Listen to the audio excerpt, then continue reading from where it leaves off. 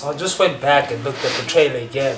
So it turns out, I'm looking at it now, and it looks like the suit that was in Civil War is not the more advanced of the two suits that we see in these trailers. The other suit, it looks like the other suit, like the one with like the purple. Later in the trailer, there's like a part where like there's like purple somewhere in the suit because it's doing like, I don't know, like the techie light stuff that's happening. Whatever. That's the second suit, and the second suit is the upgraded suit. The second suit is not the one that we saw in Civil War, so this might actually be based off the Civil War.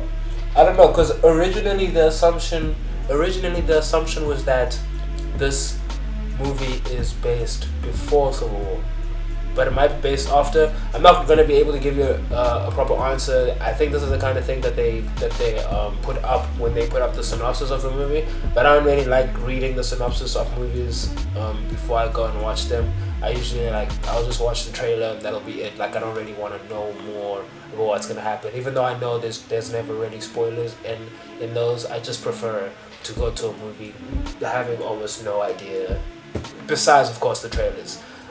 Besides the hype from the trailers, of course, but other than that, I don't really want to really be reading any information. It might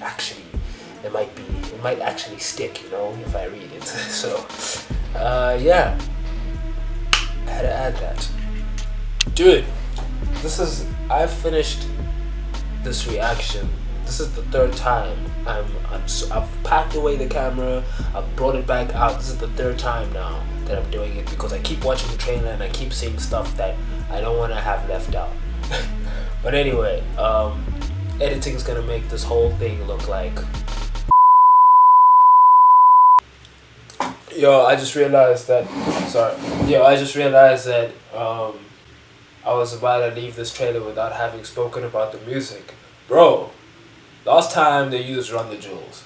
This time I think it's Vince Staples on the track playing in the background. And they know what they're doing. Like I know they're like it in like some ways. It's sort of like, okay, they're using typical black stuff. It's a black movie. Let's use some like hip hop vibe stuff. But bro, I'm liking it, man. They're making it work. You know, they're really making it work. This whole Black Panther thing, man. Having a black superhero based in Africa is the best part.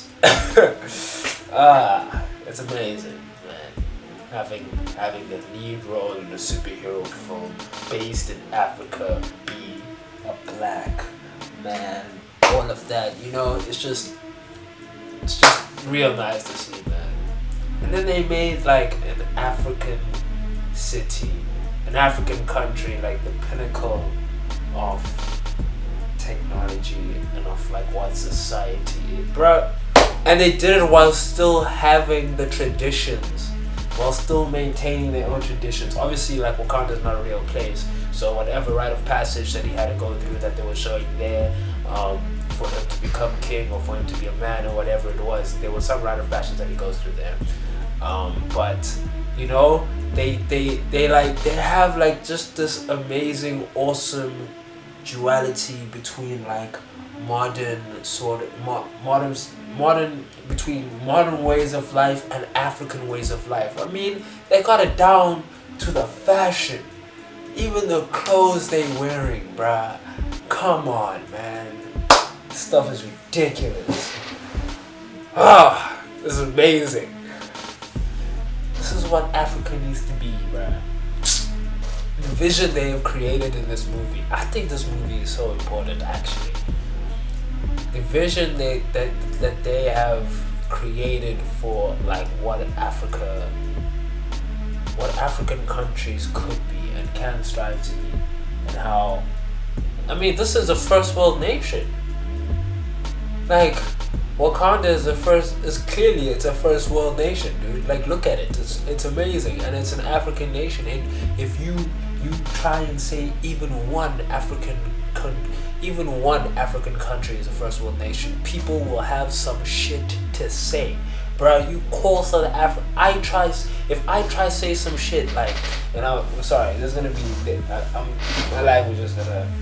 my language is slipping in a little bit here, but that's just because this frustrates me. If I try and call South Africa a first world nation, and mind you, this is among people who have only known